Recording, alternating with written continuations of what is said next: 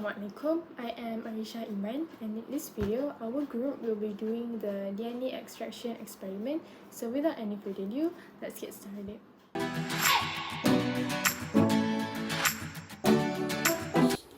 Alright, Bismillahirrahmanirrahim. My name is Balki Sumara binti Jolijam, and my group is assigned to do the DNA extraction experiment. So, in this experiment, the goal is going to extract the DNA from an onion. Basically, the DNA extraction is fairly simple biochemical procedure that can be divided into three major steps, which is the first one is breaking open the cells or lysis, and the second process is destroying membranes within the cells, and the third one or the last one or the major steps is precipitating the DNA out of the solution.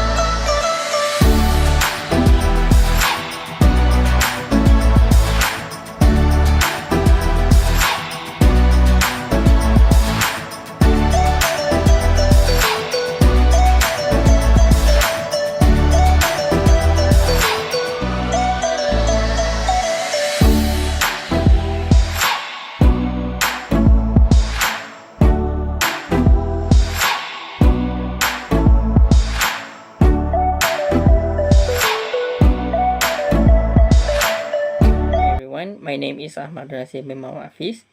My lab group will do the DNA extraction. So, one question about the experiment is, why is the onion mixture processed through blender? Why? So, alright, I will answer the question from the lab manual that is given. The second question is, why is the onion mixture processed through the blender? Alright, we talked just now in the introduction that DNA extraction process is divided into three major procedures, and the first step is breaking open the cell or lysis. By blending the onion, it is physically breaking apart the cell walls of the onion. Okay, so that is breaking open the cells. It is physically breaking apart the cell walls of the onions. So that is the answer for the question of the number 2. So we are moving on to the next question, or the last question, which is, why do you need to cool the mixture in an ice bath water? Okay, this is because DNAases, or restriction enzymes that destroy the DNA, are present in the cytoplasm of the cells. They are functioning as a way to protect the cell from invasion by viruses. Once the nuclear membrane is destroyed by the soap, the DNA is now susceptible to the DNAases and will quickly degrade it. However, these enzymes are sensitive to the temperature, and by cooling the mixture, it will slow down the process of degradation. So basically, cooling the mixture will slow down the degradation of restriction enzymes. Thus, the result of precipitating of the DNA will much more, you can see that the DNA precipitation is more than if we put it in the high temperature or room temperature.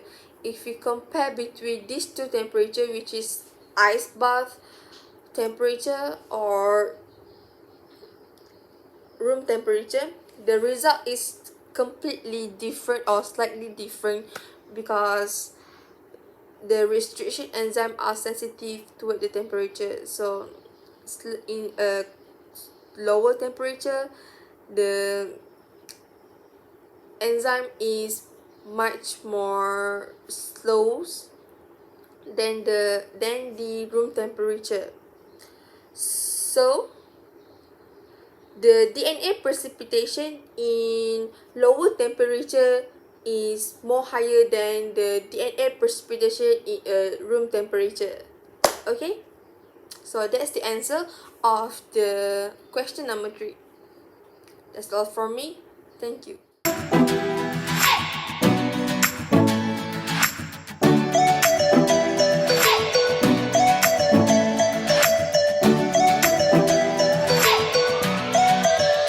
Assalamualaikum warahmatullahi wabarakatuh. So my name is Kevin, and I'm going to present about the conclusion that we got from the experiment.